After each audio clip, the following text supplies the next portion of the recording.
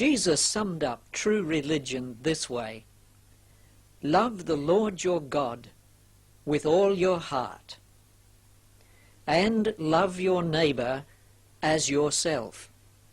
Luke 10:27. True Christian love arises from three principles, which are linked as in a chain, and these are taught by John in his first epistle. Firstly, we love our neighbour because it is God's commandment to do so. 1 John 4:21. And he has given us this command: whoever loves God must also love his brother. So we love our neighbour or our brother because it is God's command to do so.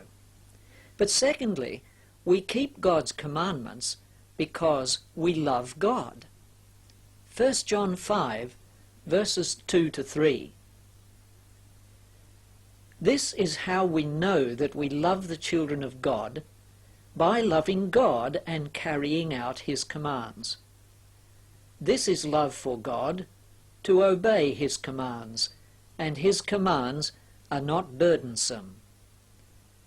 So we love our neighbour because it is God's commandment to do so, and we keep God's commandments because we love God. But thirdly, we love God because he first loved us. 1 John 4, verses 9 to 10. This is how God showed his love among us. He sent his one and only Son into the world, that we might live through him. This is love, not that we loved God, but that he loved us and sent his Son as an atoning sacrifice for our sins. And in verse 19 he repeats, we love because he first loved us. So we love our neighbour or our brother because it is God's commandment that we do so. And we keep God's commandments because we love God. And we love God because God first loved us. There is the chain of love. In John 14 and verse 15, Jesus said, if you love me, you will obey what I command. And in verse 21 he went on to say, whoever has my commands and obeys them, he is the one who loves me. He who loves me will be loved by my Father, and I too will love him and show myself to him. It is clear, therefore, that we must love God before all else, and we love God by obeying his commands. If we love someone else or something else, that love should be given out of obedience to God's commandment, so that God remains the primary object of our love. The love of many who profess to be Christians is directed at a different object from God. And this is manifest in their disregard of God's commandments. For example, they might love to worship. I mean, everybody who professes to be a Christian loves to worship, obviously.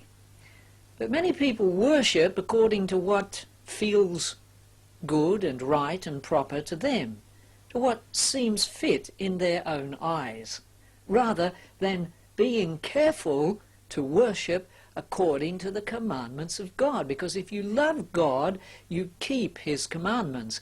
And if you love to worship God, but God is the primary object of your love, not just the worship experience, but God himself, then you will worship according to the commands of God, not according to your own ideas and your own ways. So many people worship like Nadab and Abihu. In Leviticus chapter 10, Aaron's sons, Nadab and Abihu, took their censers, put fire in them, and added incense, and they offered unauthorized fire before the Lord, contrary to his command. So fire came out from the presence of the Lord and consumed them, and they died before the Lord. And we can see here that Nadab and Abihu worshipped God. What's wrong with that? Well, nothing's wrong with that.